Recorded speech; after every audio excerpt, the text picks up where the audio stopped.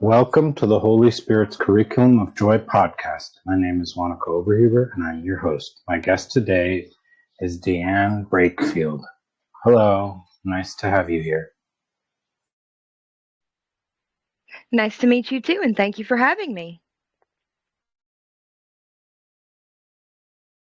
So let's start with a question that opens the field so that we get to know you and your ideas and where you stand in life.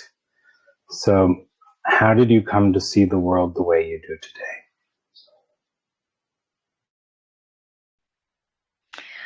That is a bit of a complicated question. I believe you could go back to my childhood, obviously, for most people.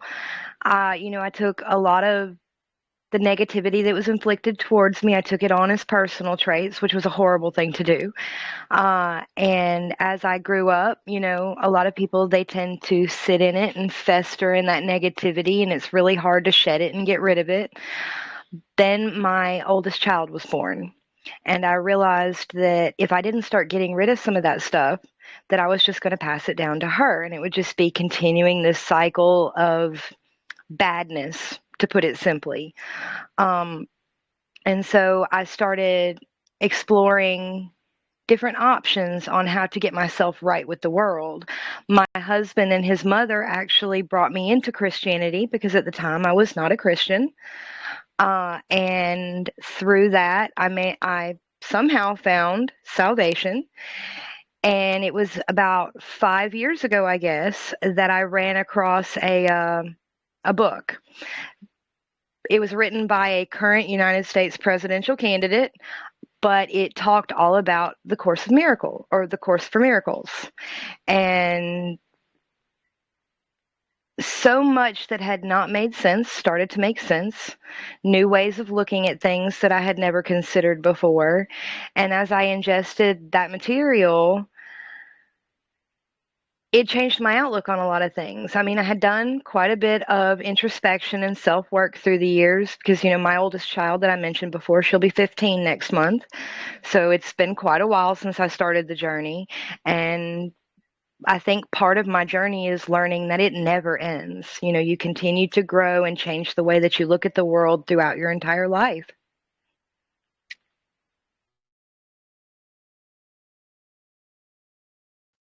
So, what are the most significant view changes that have come up in your life?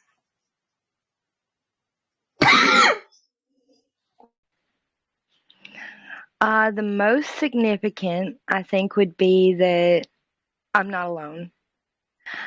I spent the majority of my childhood and teen years feeling like I was completely alone, that I was in a boat in the middle of the ocean, and that I would never find anyone that could connect with me on a personal level, that would ever start to understand who I was as a person.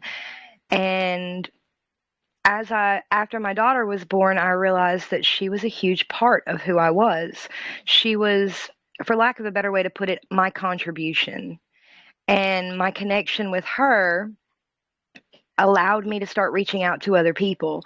And so I began to realize that no, I wasn't alone, that I had been isolating myself from everyone else my entire life because I felt I was flawed or damaged and didn't want to inflict that on them, when in reality, I wasn't flawed or damaged. I just didn't really understand yet how to look at the world. It it's very easy to limit oneself, and it's very difficult to break free of those limitations once they've set in.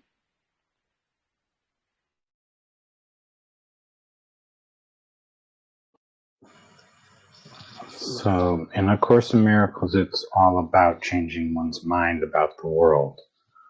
So, and you said you changed your mind when you said you didn't want to continue certain cycles or ways of thinking and behaving that you had learned in your childhood.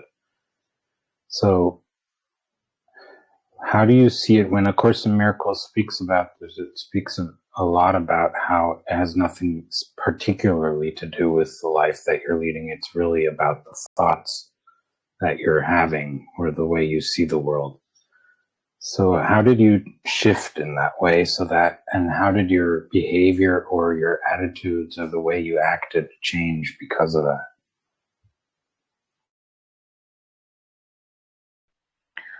Well, I guess in my younger years, a lot of what I was limiting myself with those thought processes was that, no one wanted to be around me. No one wanted to interact with me, that I was a burden to the people around us. I mean, you can see where I'm going with this, the kind of mentality that has a chance to solidify around you if you're not paying attention.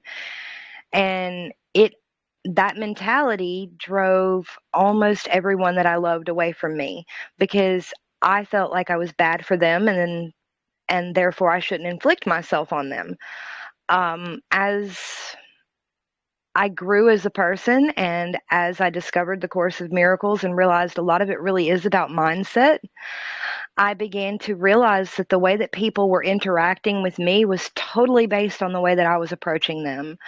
If I approached somebody with the attitude of, oh, they don't like me, they're going to dismiss anything I say, so why should I even speak up? I mean, they would respond negatively to that. Their attitude shifts to being judgmental.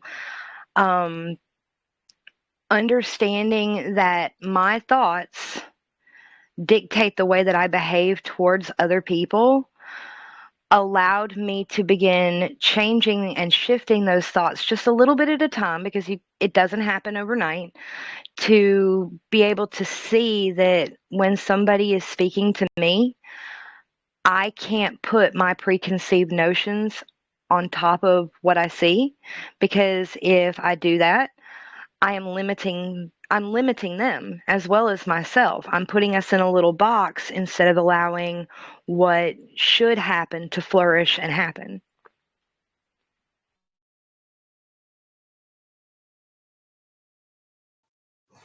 So what type of thoughts did you shift? Which ones came first and how did that develop? It started with my children. I know that for definite. Um, I realized that I did not have to treat them the way that I had been treated just because that was the way that I was trained. I realized I was allowed to essentially make up my own rules for being a parent. And when I quit trying to micromanage my children and just let them be children, they actually bloomed and became more affectionate. They become less aggressive, which allowed me to be, for lack of a better way to put it, kinder. It allowed me to interact with them on a one-on-one basis of we are equals instead of I'm your authoritarian and you have to do what I say, because the more I micromanaged them, the worse my relationship with them got. But when I started paying more attention to what they were saying instead of how they were saying it, when I started paying attention to what I was saying to them and stopped trying to have those attitudes over them, um, it began to help a lot. Once I realized that the same way that I was approaching my kids was the way I was approaching my husband, it shifted the mentality from it's me versus him who's in control to we're in this together. And as long as we are moving for the betterment of each other and our family and the ones around us, nothing else really matters. Everybody else's negativity is irrelevant because we've created a bit of a bubble around the two of us, as it were, so that those outside influences can't get in anymore. I think the way A Course in Miracles puts it is that this isn't reality. It's we've made this reality up as a way to torture ourselves almost. And so when you disregard a lot of the chatter and white noise that this world throws at you, you start to center yourself a little bit more. a lot of the agitation and the aggression that you feel you have to exude to survive just starts to melt away. And I think that's part of what it talks about a good chunk of is finding that inner peace, that calmness. And it's really amazing to me that if you're striving for it, if you're reaching for it and trying to make it come, it just gets further away. But once you start, I guess, relaxing and allowing yourself to be a part of your world, but stepped away from it at the same time, that the calm kind of comes naturally. The peace evolves. It doesn't just, it's not something that you can just grab a hold of and strangle it to death. You just kind of have to let it grow.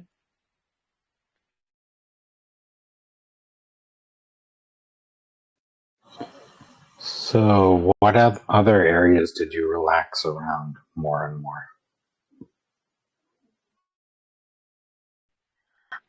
Until recently, a lot of my life had centered around my husband and my children. I was a stay at home mom for over 15 years. About a year ago, I actually decided it was time to start my own business, which at first, a lot of those old thought processes began to filter back in because there was so much stress involved with that set of activities. After legitimately what was a nervous breakdown because I thought I was failing at my business, I realized that I wasn't failing. It was that I wasn't perpetrating the right messages, that I was allowing myself to repeat what the world was telling me back out through my business channels, and that I was getting ignored. Like nobody wanted to interact with more of the same. As I started to pull that calmness back in, that that mentality of at the end of the day, none of that really matters. That all I can do is try to spread that message of peace. Once I actually started to do that, I put my business on that pedestal of this is going to be a vehicle. It's going to be the way that my voice gets out there. It started to fall together. All the pieces just began to like literally fall together on their own. I wasn't having to force it. And once I quit having to force it, I realized that I was doing exactly what I thought or what I should have been doing all along. I just had to figure it out, which, if I'd fallen back on the Course of Miracles stuff that I had studied previously, I probably would have come to that a lot sooner. But sometimes, the world just reaches out and it pulls you back out and it makes you forget what you believe in, even if it's just for a minute.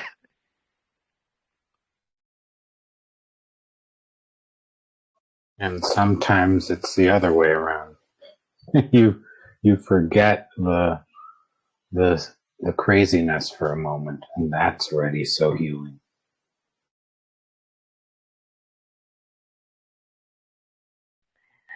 Those moments where you can forget the craziness, that is absolutely amazing.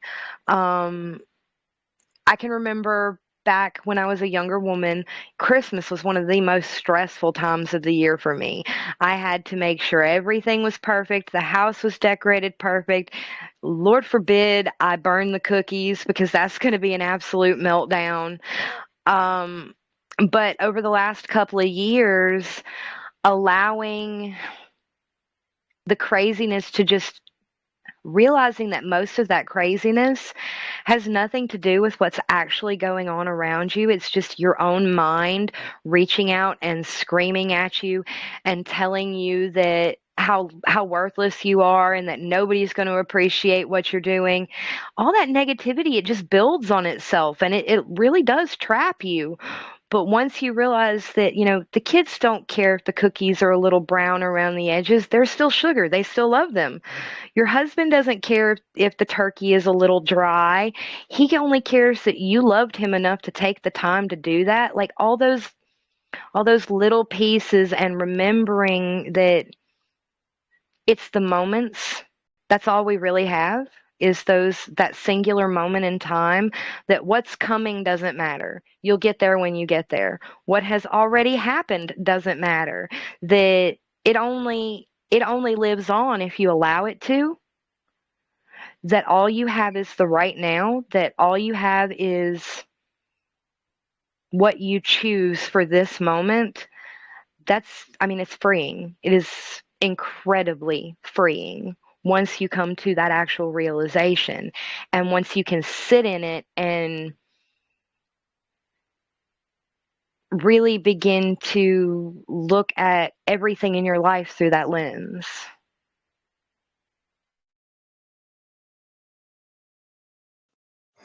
So, having been mainly a mother so long and left, I'm not socialized in the business world. What is your take on education? Can you be just a little bit more specific? Because my kids range in age from 2 to 23. Okay, well, like there's these ideas of homeschooling, of schools, of kindergarten being part of education, nursery, and so on. The whole, what are we actually giving children through education, or what is important to you with your children, for instance, or with children in general? Okay. I do not think that it is anyone's responsibility to educate my children but myself. They were given to me for a specific reason, and in the beginning, that reason is to protect them and to begin to teach them how to interact with other people. I personally chose not to send my children to nursery school or to kindergarten. I felt that they were too young. Another way of putting that is too impressionable. When they're that small, almost everything that comes in front of them in some way impacts who they will be as they get older. And when they are outside of your purview for 8 to 12 hours a day, you really don't know what is being put into their little spongy minds and what's going to stick for the long term. And I know that sounds a bit insular, but the way that in the US, the way that things have gone for the last 20 years or so, it feels like they're attempting to destroy the family unit. Um, and by that I mean, I can remember being in the public education system and them telling me that my parents were stupid, that my parents didn't know anything because they weren't educated. My older children, when they finally started grade school, I was appalled when they would come home and tell me that teachers had told them they weren't allowed to talk about what they had learned at school that day. That shocked me because I can remember being little and going home and, Mommy, look what I learned at school today. Isn't this awesome? And the smile on her face, it would light up. And we were having a genuine moment where she was happy for me, but that in today's world, they were telling my children not to share with me what they had learned. It scared me because at that point, they're essentially telling me that they are teaching my child something I won't agree with. And so, obviously, a few years ago, the world shut down when COVID happened. My kids came home, my two oldest ones came home from spring break or came home for spring break and never left. So that was an interesting experience. That year they didn't even try to finish out the school semester and finish up the school year. They just let it go. And when the fall came around, they offered us the option of virtual schools because they weren't going to reopen the brick and mortars right away. That's when my eyes really got opened to what they were teaching my kids. Yes, they teach a lot about inclusivity in public schools, but they don't teach any of the moral lessons. They don't teach them how to interact with each other. They don't teach them anymore that they don't teach them that honesty is the best policy. And that really, really bothered me because without honesty, you're lying. I mean, even if it's a little white lie, you're lying to someone, and that's putting negativity out towards them. Um, so I actually found a homeschooling option.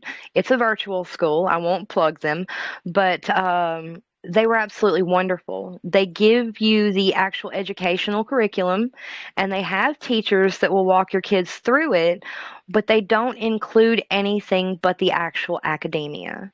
You know, all of those little extras that are included are not included in that. And so that was step one with my kids. Step two was reteaching them how to interact with each other.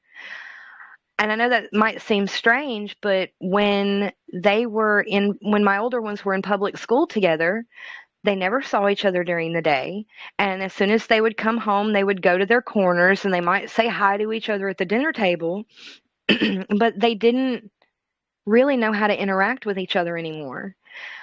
Bringing them home for good, their bond excuse me, their bonds have actually gotten stronger.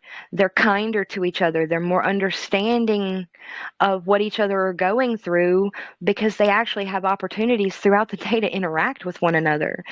They learn to care about each other in a way that they were almost discouraged from doing before. Um, and I've attempted to teach them to be able to step back. Like, I mean, they're kids. Kids get upset. They have tantrums. They have meltdowns. They can't help it. But I mean, my toddler, she communicates better than my 17-year-old because when she gets upset, all you have to do is remind her to take a deep breath, and she actually does it. It's really funny. And then you ask her what's wrong, and because you disassociated her from those angry and upset feelings, she can actually communicate to you what went wrong. Versus my 9-year-old, I didn't get to teach him that technique because I allowed him to go off to first grade when it was time.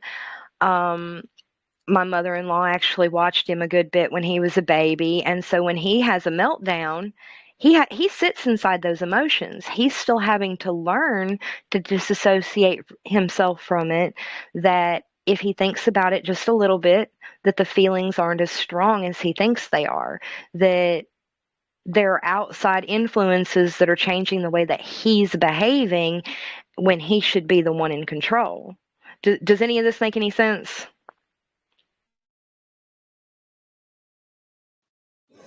It's a very important point of what values and what one wants to give the kids.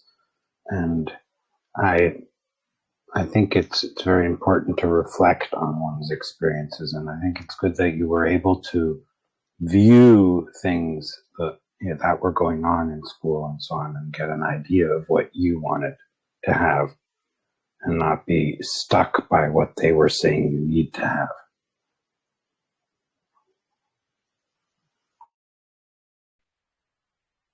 Which I guess that's one of the unique parts about having technology available now that, you know, wasn't available even 10 years ago, is because it's given us more choices. It's given us more options on how we're going to run our businesses, how we're going to raise our children, how we're going to participate in the relationships that we choose to have.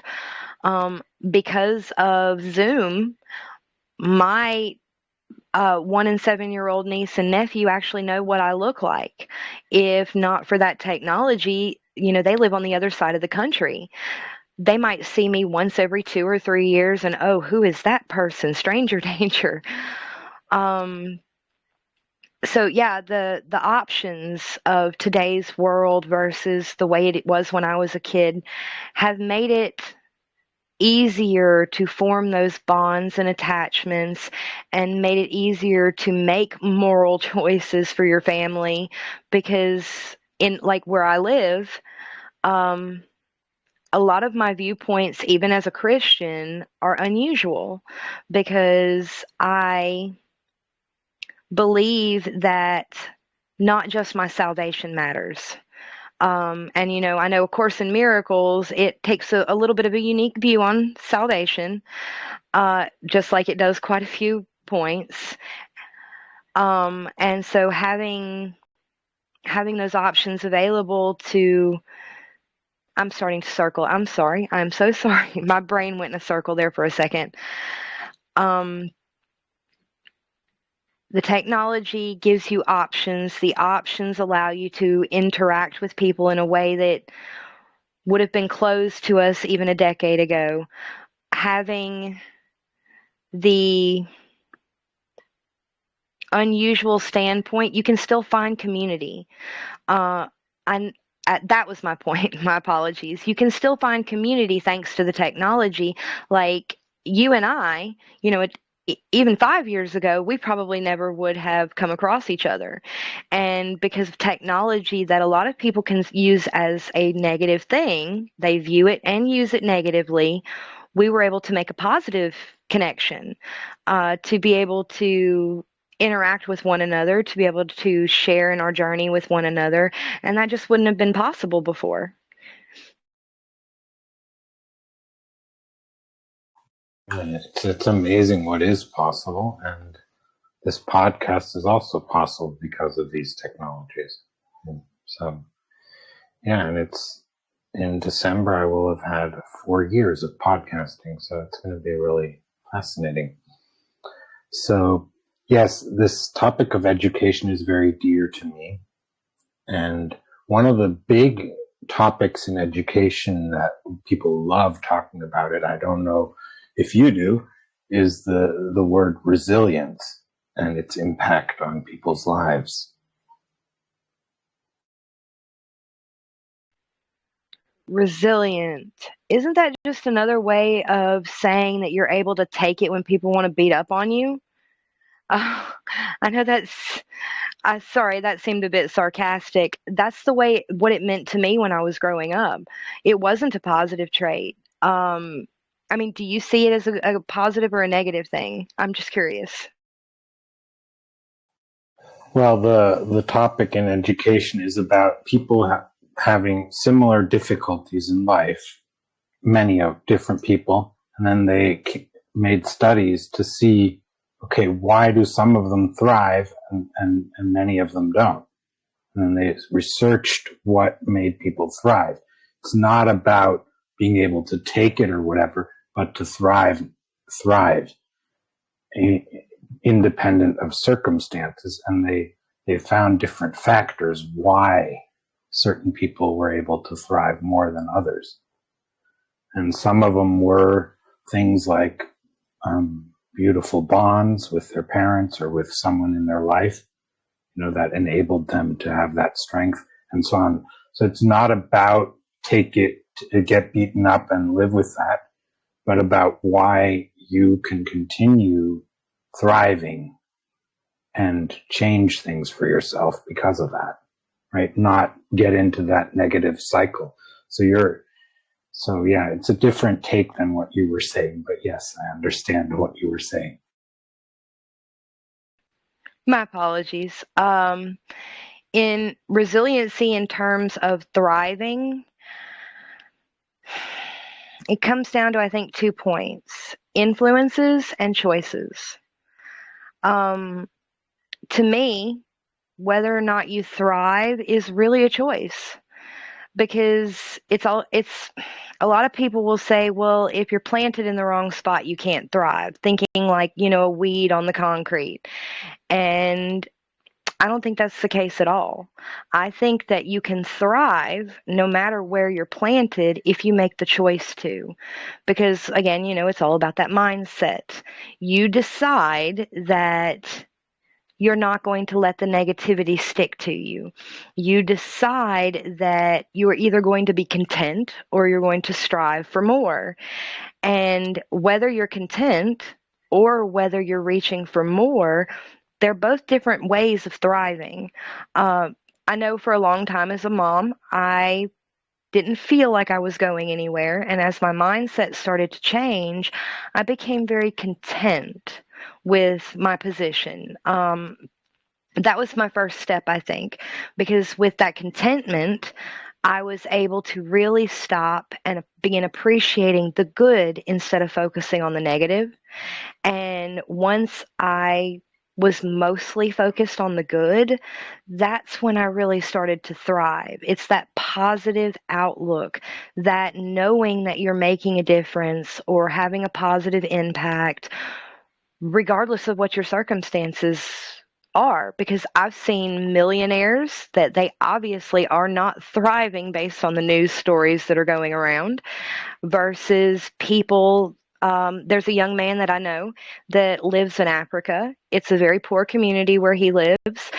He had not 10 cents to his name, and he started a nonprofit organization taking in other kids like him, and they started a dance troupe that they're going to be on a United States national program in just a few weeks. I would say that that's thriving because he took nothing and turned it into something beautiful. Uh, so yeah, it's all about those your choice on how you're going to feel because you're the only one that gets to decide that at the end of the day, even if you let other people influence you. Yeah, there's a few things about that in A Course in Miracles as well. I mean, one of the one quotes that people like to quote, I don't know if you want to quote it ever, but is the one that if you're in a desert, leave it, leave the desert. Absolutely. I think that's spot on. When speaking back to my life, when I got tired of what was going on in my personal life, I left. I went to college. I put an hour and a half between me and the environment that I had grown up in, and I quit taking phone calls. I left the desert, as it were. And my outlook on everything shifted radically. And it was really thanks to meeting my husband, even though obviously he wasn't my husband then, because he saw me in a way that I had never seen myself. Love is the most interesting of lenses. It lets you see things in people that they will blind themselves to. It also lets you blind yourself about some things if you let it. But yeah, I absolutely agree. I'm not very good at quoting most things, including A Course of Miracles, but that is an absolutely apt quote. Other one that I think is really beautiful is when you where an ancient hatred was and it turns to a present love, right? Through forgiveness, that's the most holy place.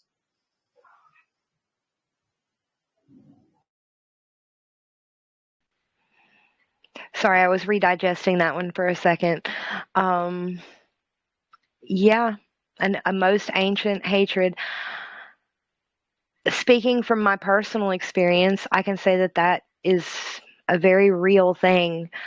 Most of the fear that I had about being a mom stemmed from the hatred that I had developed for my own, because most of it was just plain fear of repeating the the lessons that she had taught me, of repeating the actions that would lead my children to be just like I had been. And like I said, that was all about fear, that ancient hatred. Once I started to let all of that go, the fear goes first. And once the fear goes, the love can really start to flourish. I don't think I ever got closer to any of my children than I did after I realized that I did forgive her. It wasn't forgiveness as in it didn't matter because it obviously did. It changed a huge chunk of who I was for a long time, but I didn't need that anymore. Forgiveness for me was letting just letting it go. It doesn't matter anymore. I don't have to let that impact me anymore. And once you get to that place, once I got to that place, I began to actually be able to appreciate the good moments that I had had with her that I had forgotten about because I was so deeply rooted in all that anger and negativity. She wasn't always, I won't say a bad mom, but she wasn't always the way that I remembered her. even, I mean, I had memories of her being good, but negativity, it overshadows everything. It's like a cloud over a field that just won't go away and won't let anything below it grow. And you have to blow all of that away, and once you do, you'll be surprised what will grow from it. Um my relationship with my dad got better once I was able to let all of that go, because now I wanted to be around him because I would be around her. Um, my relationship with my children grew because, like I said, I wasn't afraid of making those mistakes anymore, because I had made the choice that that's just not who I was going to be. And that, children, they can sense it when you have fear about something, and then they take those traits on themselves, because if mom's afraid, then I should be afraid. Does that make sense? Yeah, the beauty of this holy ground that comes about through forgiveness is a really, really important one. It's also used in with the image of the desert once again, right? Because then through that forgiveness, then there comes a rain, and then everything starts to flourish. So it's not only the idea of leaving the desert, but also that could transform because of forgiveness, because it was a desert of guilt and unhappiness and whatever, attack and fear and so on, right? All these traits that come from the ideas of separation.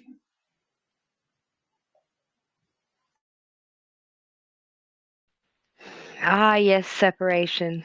I'm glad I reviewed my notes before, from back when I was studying all of this. Um, Yeah, I think that concept sums up a lot of what I've been saying. Is, you put those walls up, you separate yourself from all the other souls in the world, from God, because you don't feel worthy when you have all that negativity hanging over you.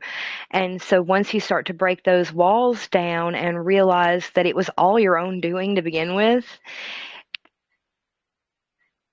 just remembering when I had that aha moment just sent goosebumps up on my arms. I mean, it was it was probably the definitive moment that changed a lot of my outlook, when I realized that everything that I thought that I blamed on other things, almost every single bit of it was of my own making.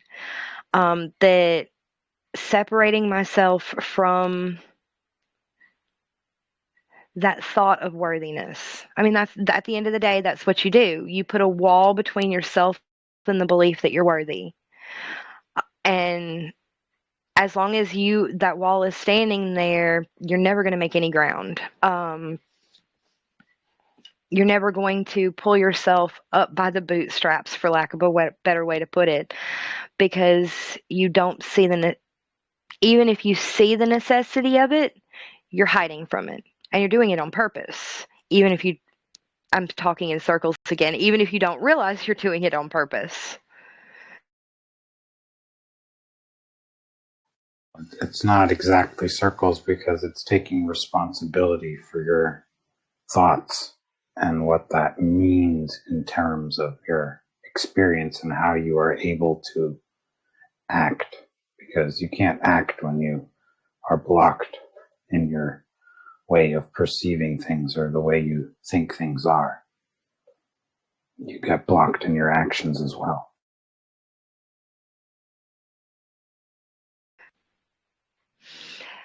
There's another author that I have read. He talks about the junk in your trunk, how everyone carries around a box, and everything that you experience throughout your life goes into that box.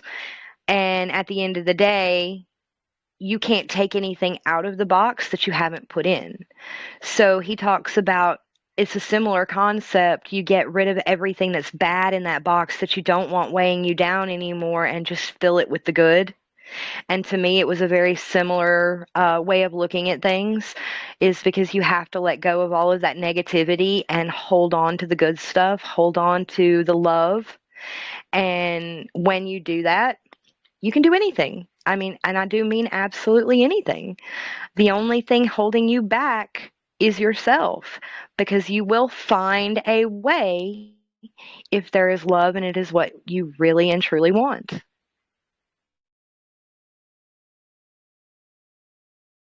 And another image that I like to quote from A Course in Miracles is this treasure. There's this treasure where there's a door that is kept open by angels so that everyone can go and get whatever they need or whatever they feel like getting. And the treasure is always more. Everyone who comes in, there's more treasure because of that.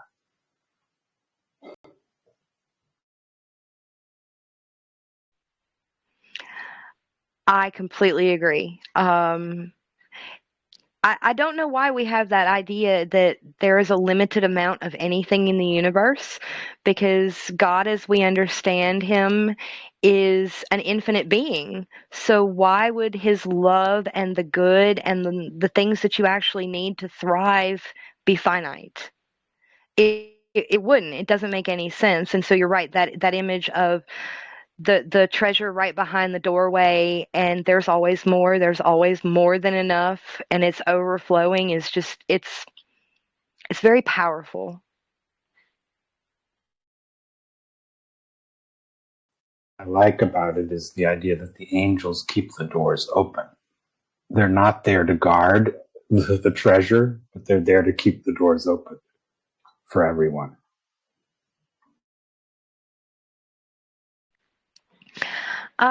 Yeah, because in so much Christian imagery, you see angels wielding flaming swords, and they're the heralds of all sorts of whatnot that never does any good for humankind, or it seems like it's just in vengeance and retribution. And no, that's not right, because even if you believe that they were created before us, they were meant to be our guardians and the guardians of this world and everything good in it. And so yeah, having them, they're not guarding the door, just having it to where they're holding it open so that you essentially don't forget that it's there. Absolutely.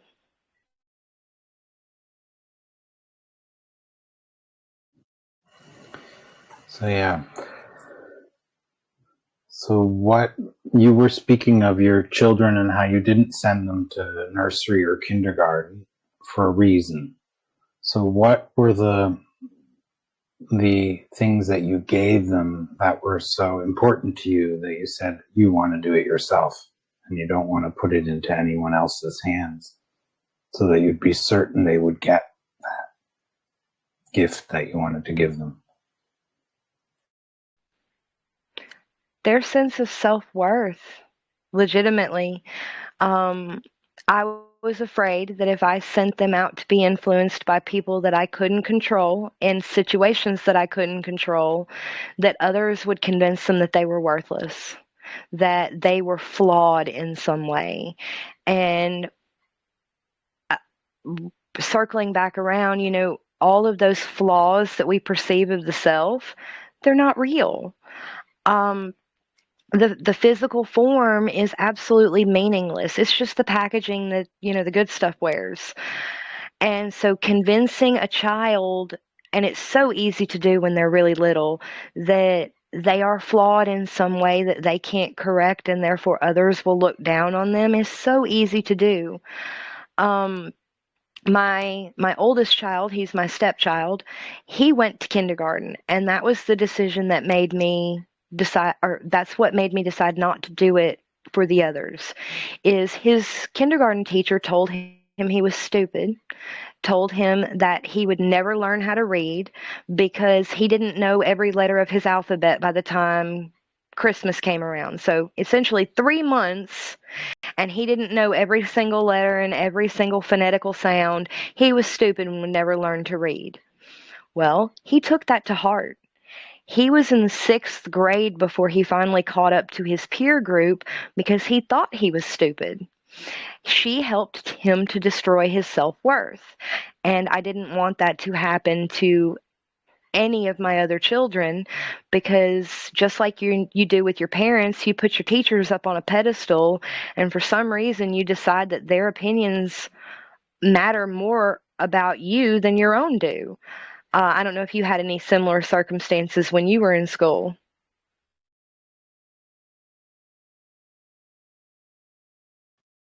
I guess I have plenty of stories to tell, but it's not about me in this case. So, yeah, there's a lot to speak about these and say about these topics. And I think what we might want to look at is how do you instill this understanding that you are flawless, that you are whole, you are complete, because we are different. Each one of us is different. And we nonetheless need that experience of wholeness. So how did you do that? Because I think that's beautiful that that was your purpose and you had a feeling and a knowledge of what to do. So I'd love to hear about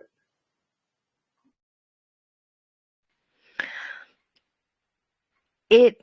It started with making sure that they understood that regardless of what they did, that I would always love them.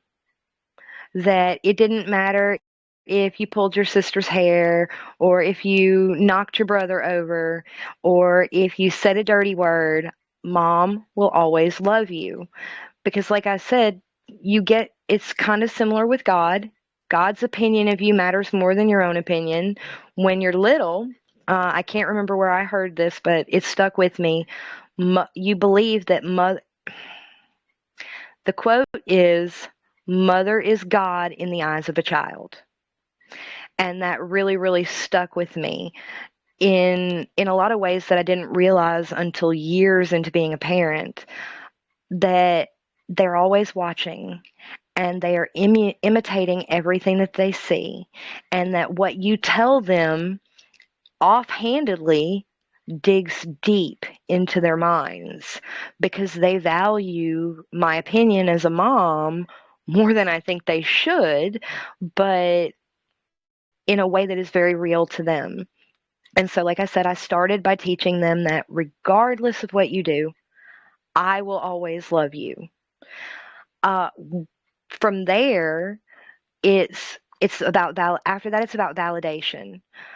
So often as a parent, we're offhanded with our kids. They'll come to us excited and full of happiness and wanting to share something with them, and we're that's nice, and send them on their way. I realized that that's one of those blocks putting a wall between me and my kids, because they don't feel validated. They don't feel like I actually see them, or them that I'm paying attention. So when they come to me excited, even if I'm in the middle of something that I think is extremely important, I will at least give them 15 seconds. That's the rule. And I know it doesn't seem like a lot of time, but 15 seconds is all it takes, is to make eye contact with someone, show them how excited you are for their excitement, and acknowledge what it is that they're trying to share with you. Sometimes you want to give it a lot more than that, but that is the bare minimum that it takes. And when my kids see that the thing that I have deemed important has been set to the side, they start to learn that they're more important than the stuff that doesn't actually matter. Another thing that I did, another way that I did it was, a lot of times we try to put them on our schedule. We try to hurry them along. Well, we have to be somewhere in 5 minutes. Get your shoes on, get out the door, get in the car, let's go, go, go. That's not the speed that they move. And so I started to pull back from that way of thinking. And it's not just, well, you start getting ready 5 minutes earlier to make time.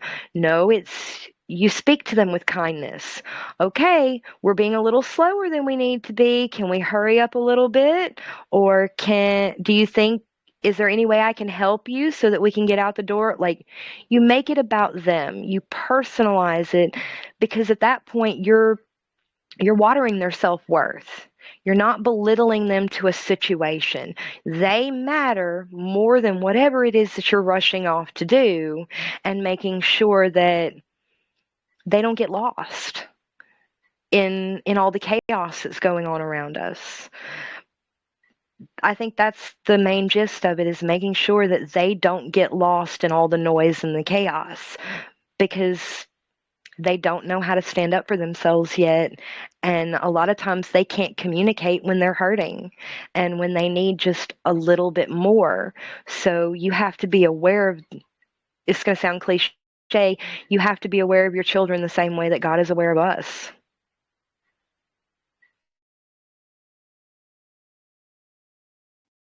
Yeah, I think that that's one of a very important topic is that everything that we want from God, right? Yeah, that's really important to think about it, right? You want to give your children what you would want God to give you, right? Because that's so important, but you also need to give it to yourself. So it's to, and in A Course in Miracles, it speaks of you need to give all to have all. So of course, what we want to give, it needs to be things that we want, right? Because if that's what we have, then that's what we need to give, right?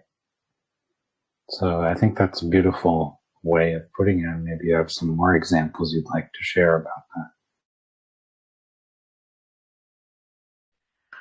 that. More examples.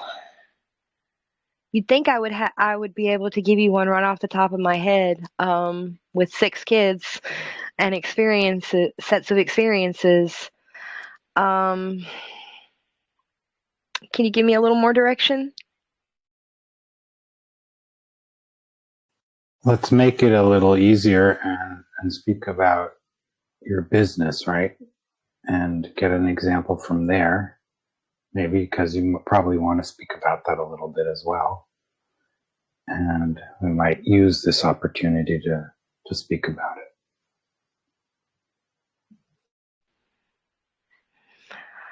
Okay. With my business, one of my biggest problems is organization. It is actually something that I've worked on my entire life, is staying organized. Um, I used to have what I called my weekly meltdown, where on Monday morning, I would sit down at my desk and look at everything that I had prepared for the next week and allow myself to just get completely overwhelmed. There was more than a few times my husband found me crying at my desk because I know I'm not perfect, and sometimes I let things get to me. And so I had to remind myself that every single thing on that to-do list, it wasn't something demanding my attention. It wasn't something to weigh me down. It wasn't something bad, that it was another opportunity. Each interaction that I have is another chance to spread that love, another chance to give a little bit back to all the people that are around me. On a given Monday, I run a marketing agency, so on a given Monday, I create anywhere from 20 to 60 pieces of content for an entire week.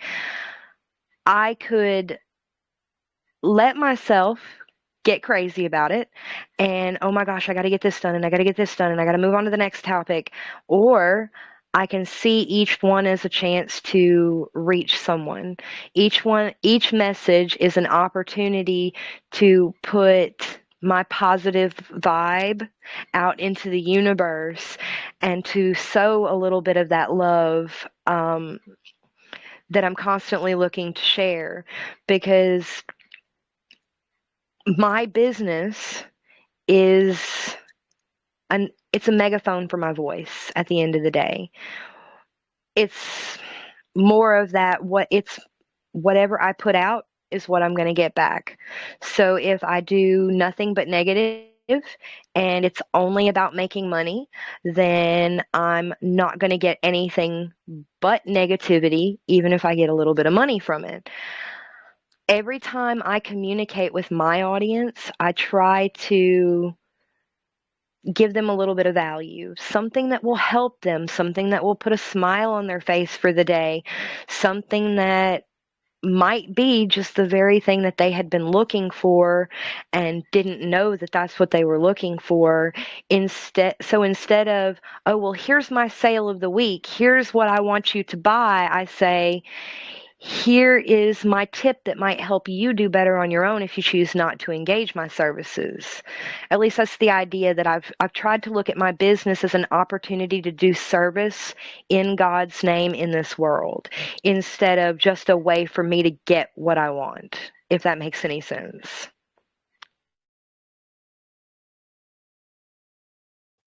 Yeah, I've heard some people they like to use the idea of a Christ-led business. What do you just say to that?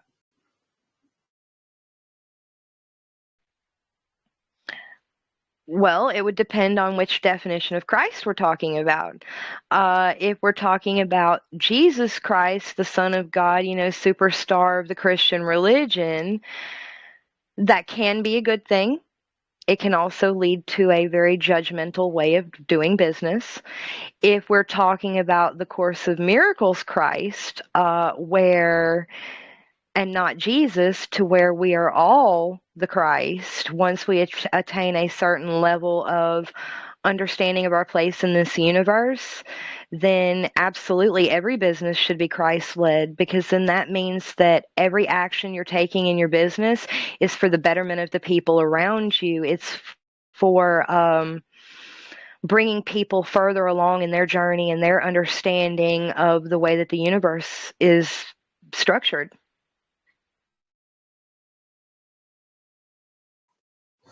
I think I think that's one of the beauties of is.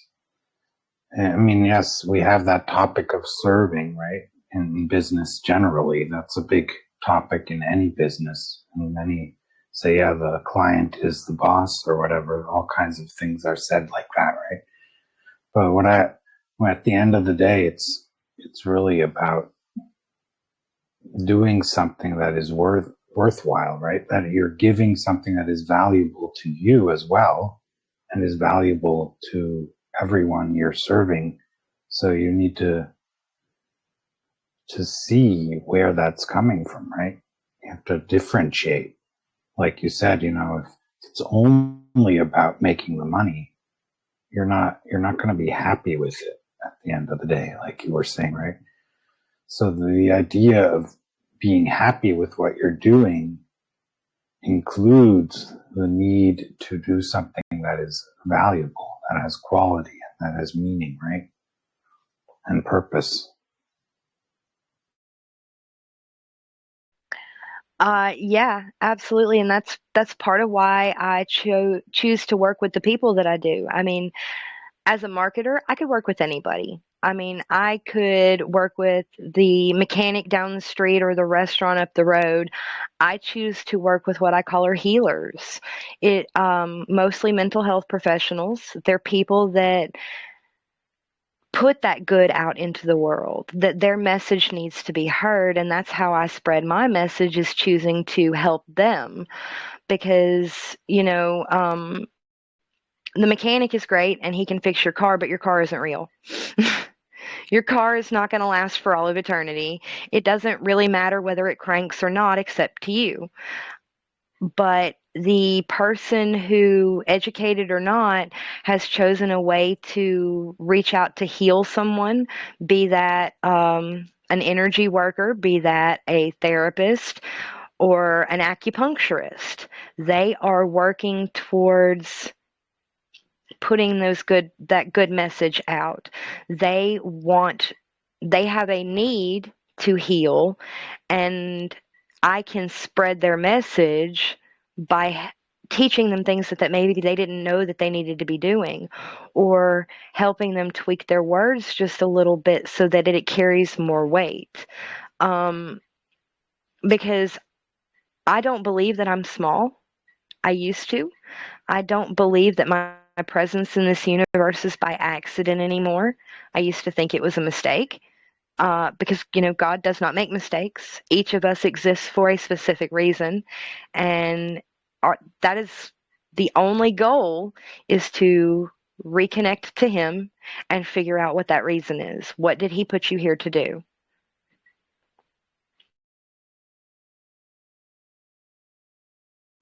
And of course, in Miracles, it says no one is special, but everyone has a special function. So the special function doesn't make you special. We're all equal.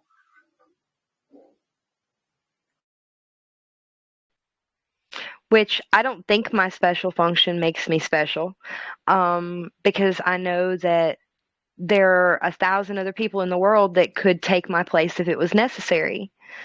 Um, just like I don't believe each of the healers that I help are special, because obviously I have thousands of them to choose from. But understanding what your function is, it I hate to use the analogy, but it's almost like a beehive where no one bee is special and they're all working towards the betterment, in this case, of the human race, because that's all we can really do is attempt to get closer to God and help each other get closer to God, pull each other up instead of stepping on each other and pushing each other down.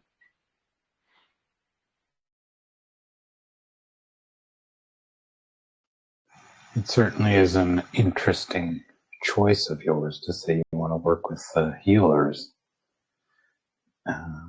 You could have said you have the same values and you work with the mechanics that you were using as an example, because of how happy people become when their car works well, and how much healing and forgiveness happens because of having a car that works afterwards. So yes, I see a lot of potential in it. I think it's fine to choose where you want to put your emphasis on. And I think it's beautiful that every human being has their special function, and that special function is in every area of life. Otherwise, we wouldn't have those areas available to us.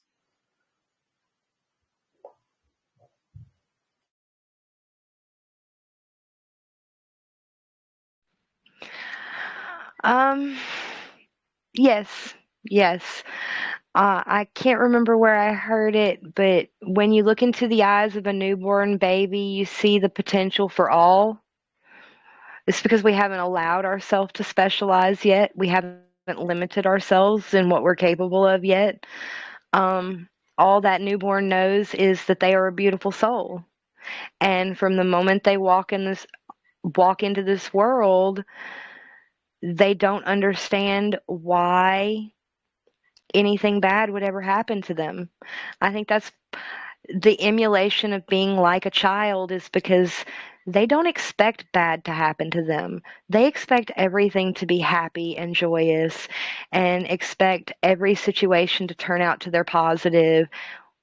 It's the grown-ups in their life that teach them that only bad is coming for you, that you have to prepare yourself, you have to be on your guard. I mean, we really do teach it to our children to expect the world to be evil, and then we wonder why we grow up in an evil world.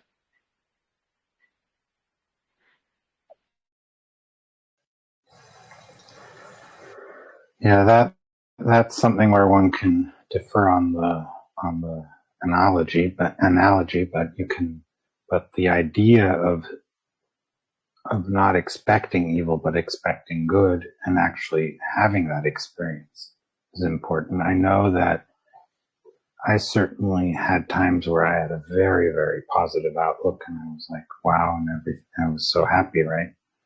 And then I would have a different experience, and then I would, you'd switch back and forth and you'd question the one from the other perspective. So the beauty of it is that we do get to learn from all of this as well. It's not just, and we are coming with these ideas of separation. According to A Course in Miracles, it's not from birth. Birth is also a symbol of separation, and death as well, and all these things. So the idea to that life is eternal, that there is no body that defines life, but life is something, that a quality that we all have because of where we come from, is a very powerful idea, I think, in A Course in Miracles. So, yeah, how do we look? How do we come to the conclusion that you came to with the open-mindedness and this knowing that everything is possible, right? Everything is ours because of who we are. I think that's really, really powerful to see each other as infinitely valuable, as it says in A Course in Miracles, in the mind of God and in each other's minds, hopefully.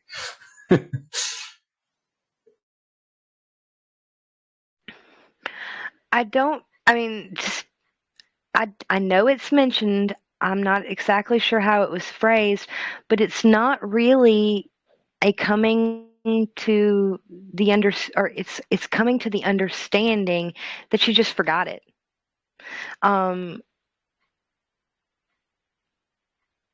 when I was little, I knew that I was the queen of the universe, that I could do anything that I wanted to do, that my potential was unlimited because today I'm a princess and tomorrow I'm an astronaut and next week I'm a doctor. You can imagine so many futures and possibilities until something outside tells you different and you believe it. You can't be an astronaut because you're in a wheelchair. Well, you can't be a surgeon because you're blind. That's a really large illustration of what's done because obviously these people have physical limitations and so their forms are a little more limited.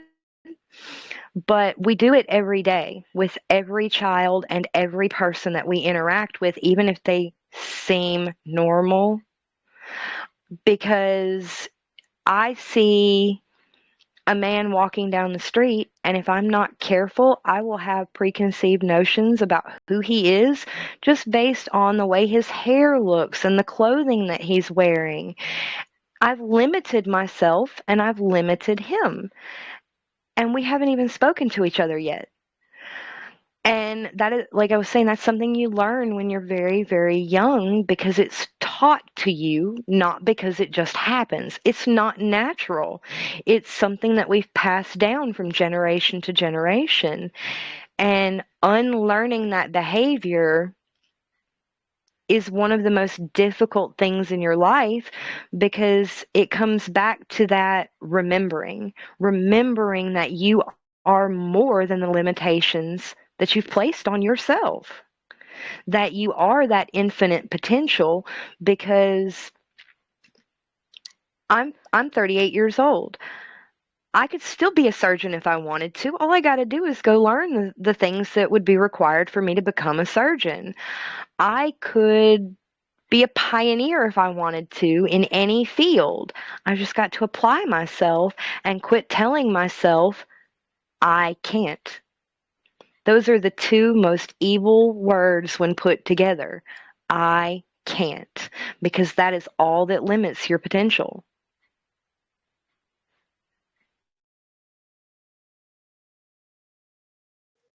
Yeah, that's a big debate. How much potential do we have, right? Do we have infinite potential? Yes, we know of many examples of people who in later stages in their lives achieved amazing things. So there's people, with 71, they wrote books, started writing books, and they got really famous or whatever. There's various things that people have achieved. So yes, it's not age that determines how much you can do. It's not necessarily the physical things that determine that. And it's not necessarily your background. And yes, I've limited myself just as anyone else, right? In many, many ways, and still am, right? So we still have a lot of limiting thinking to release, to let go of. And that's not only upon ourselves, but on others, as you said. So yes, seeing each other as whole is really something that we need to remember how to do.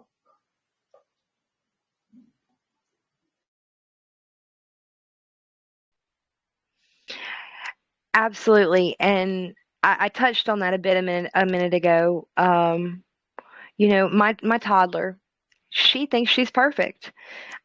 She hasn't forgotten that she can't climb a bookcase and take off in flight because she doesn't, I've never told her she can't. And I know that sounds like a crazy analogy, but part of what I got out of A Course of Miracles was that the reality that that we understand, that we live in, it's not real. It's a misnomer. It's a temporary state of being, not eternity. That, I mean, science tells us that this planet isn't going to exist forever, but it has an explanation on how and why, and all kinds of hypotheses on what's going to happen when it ceases to exist. How do they know? Can they actually prove it? Because it hasn't happened yet. Oh, wait, that's in the future. The future doesn't exist any more so than the past does. Um, because this is just a construct, it's temporary. What matters is how we interact with each other, how we touch each other and lift each other up. The construct is absolutely irrelevant at the end of the day because it is just that, a figment of our imagination.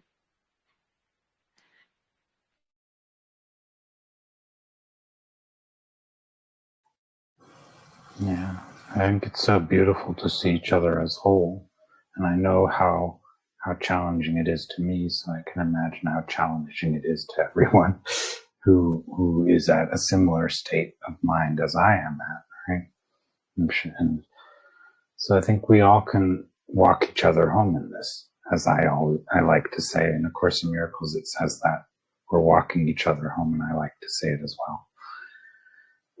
So.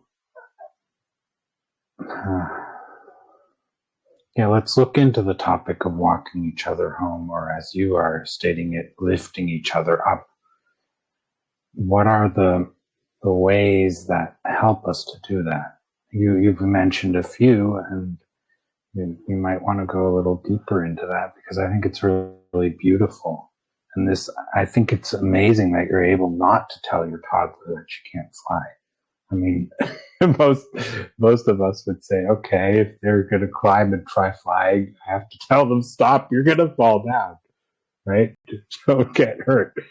So, yeah. Yeah.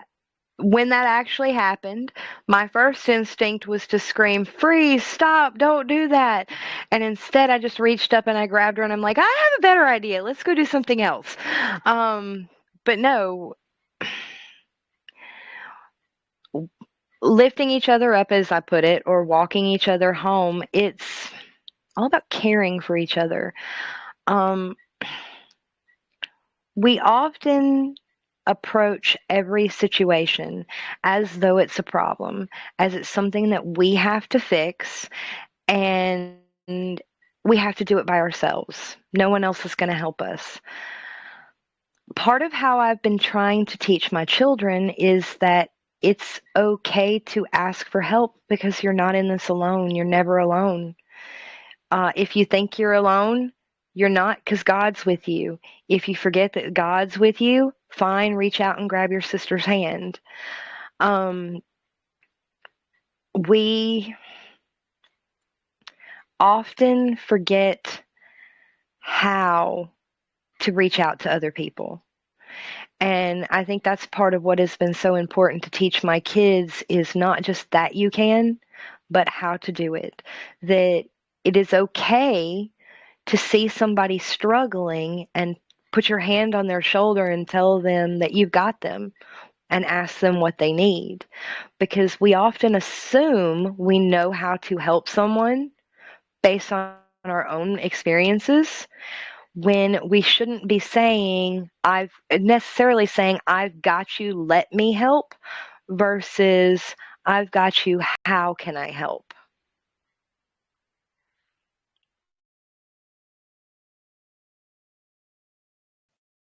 Yeah, that is an interesting thing. I have an issue with asking for help in many cases. And then sometimes you get criticized when you ask for help. You should be able to do it yourself. Aren't you that smart? Aren't you there yet? Or whatever, right? And then you're like, oh my God, like people think you're taking advantage of them or you're not going to do the work yourself because you're asking for help. And so to get over past that, right, and know how to ask for help, I think that's really important. I think it's good that you're speaking about that. So how do you ask for help without getting into that trap of thinking you're either taking advantage of someone or someone's taking advantage of you, or they think you're stupid, or you think they're stupid because they're not helping you, or whatever is going on, right? Or you think you're stupid because you're letting someone help you. I don't know. There's many different topics, right? Or you're taking up too much time, or when you're helping someone, oh, you're doing way too much, or you're doing too little, or all these inconveniences that you might get trapped in instead of actually just helping each other and walking each other home. I've tried to live with the philosophy that if I don't ask for help, I'm taking an opportunity away from someone else. That if it wasn't important for me to ask, that I would already have the knowledge that I have to be able to do what I need to do. That's one of the things that I've stressed with my kids is that if you don't ask me for help, you're taking a blessing away from me, because it was going to be my blessing to be able to help you. Does that make sense? This isn't one that I've given a whole lot of thought to, even though it's something that I've deemed pretty important to teach my kids, just because it seems like a common sense thing to me, but I know sometimes something is common sense to one person that needs more explanation.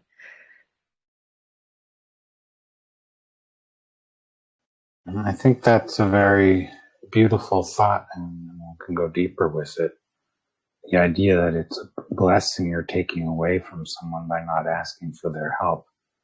Now, another thing is to determine whom to ask for help, because there are people who dismiss you, like I was mentioning, right? When you ask for help, they get dismissive and judgmental of you.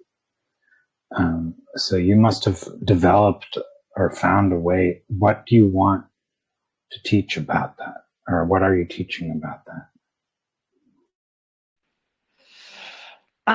Well, part of what I believe is the serendipity of the universe, that in a way, everything moves in circles.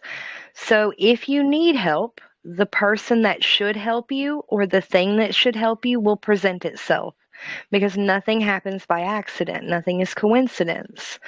Um, if you approach one person for help and they are dismissive or belittling of you, then you pray for them, because they obviously weren't the right person to help you and they have developed a bad attitude that they need help with.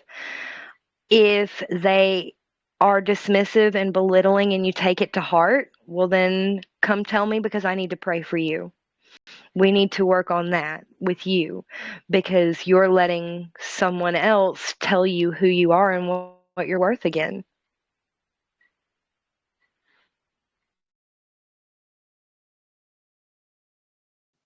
Yeah, that's very well put. So those are, and of course, in miracles, many teachers love to say that it's a forgiveness opportunity. What do you say to that?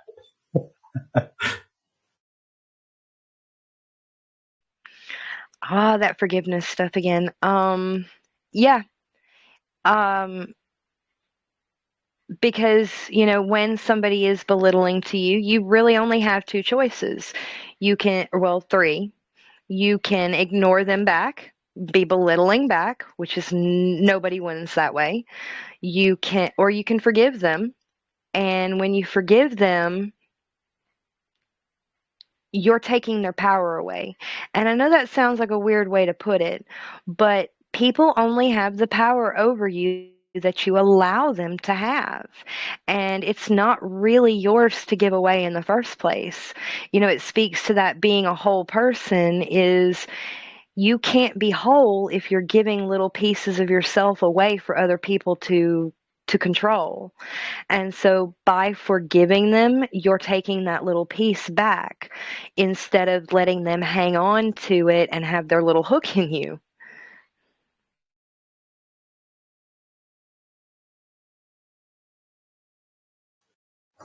Nice. Wow, we're going into some deep subjects here. I'm so happy I asked you about education and the way you do it, how you've been teaching your kids these values. So maybe we can. So you were also speaking about in your business how you were conveying these values. You choose with whom you work. You have a certain view of it that you're actually able to offer and give and say these are tips or ideas that could be helpful. And you were also speaking of how you're not attached to whether they choose your services or not, at least not as attached as you've observed in others doing similar things, right? So it's fascinating. So what is the next step? So you give a tip and someone says yes or no, right? To work with you. Either way, they gain from it because you say they might be able to use it in their own way or they don't. And then, okay, someone chooses to work with you.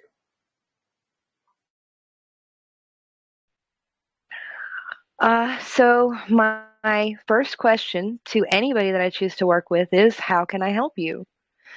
Sometimes they think they know the answer to that. Sometimes they have no clue. Most of the time they're wrong. And I know that sounds funny. A lot of times people say they don't know what a problem is. Well, when you start asking questions and you dig a little deeper, you discover no, that they actually do know what the problem is. They've just been lying to themselves and trying to ignore it. A lot of times a client will come to me and tell me that they know exactly what the problem is. And after I ask a few questions, no, they just thought that they knew what the problem is. And once we dug a little deeper, we realized that that was just essentially a coating of paint over the actual problem. A specific example is I had a client that she thought she had bad branding.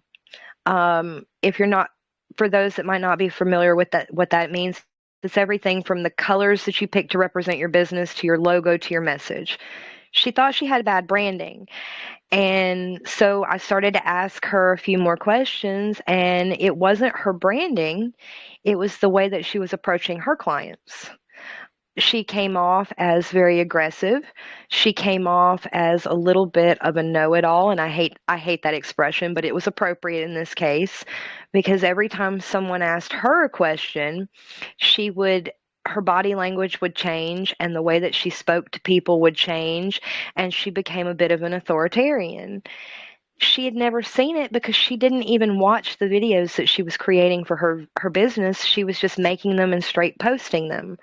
And so when I had her actually start to watch some of the videos, and I asked her, I said, would you buy from you? Would you come to you as a therapist? I mean, the way that you're speaking to the people on the other side of the camera, would you want you as your therapist? And she was completely flabbergasted because she, even as a therapist, she had completely missed all of the signs that she was giving off. As soon as we took down all of her videos and I had her re-record the videos as though she was talking to somebody sitting in the chair next to her, instead of like she was a college professor talking to people that didn't know anything, she didn't have any problems filling her book anymore. Her appointment book, she was having to backdate people and refer people to other therapists. And to bring it back to the point, it's a lot of what I do is just teaching other people how to talk to each other. Um, and it's so important for the clients that I choose because they're supposed to be the quote and unquote healers. They're supposed to be the ones that know how to fix you. But if they're coming from that bad place, if they're not even paying attention to themselves, they're not conveying a sense of authority, not really. They're authoritarian and authority are two completely different things. They're not instilling a sense of confidence. And that's part of, I think, what A Course of Miracles does speak to is confidence. And not false confidence either, not where, you're pretending to be somebody that you're not to impress somebody. Real confidence in understanding your place in the universe and your chosen paths. It lets other people believe in you. It gives you a place of honesty to communicate from. It gives you a place to build trust, to build bonds with other people, because without confidence, you're going to constantly be lying to yourself and telling yourself that you are less than the person that you're communicating with. And as long as you're doing that, you're still separating yourself.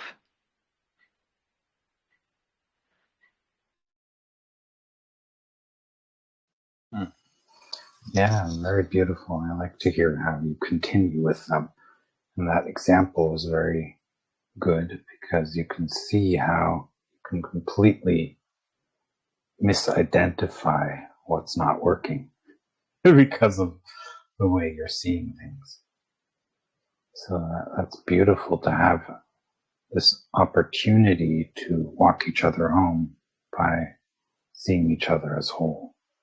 And it was not what I thought was interesting, that you were not judging her, but you were saying, okay, you're getting all tense. You're doing things really tense instead of relaxed. Please change that, right? And start relaxing because you are capable. So I think one of the beauties of it was to give her the confidence that she can actually be authentic, and through that authentic approach, be the authority. Because I'm saying I have these same issues, right? It's not like I don't have them, right? And I'm still doing a podcast, right? And I remember when I was like, I'm having this feeling I need to do this. I was like, yeah, but I don't know A Course in Miracles any better than anyone else. I don't know these things. I actually, and why can I do it, right? And then the thing is, come from where you are at. That's the most powerful. That's what the message I got. And that's what I tell all my guests as well, if they need to hear that message. So it's time to wrap up things. So is there something you would like to share that I haven't asked you yet?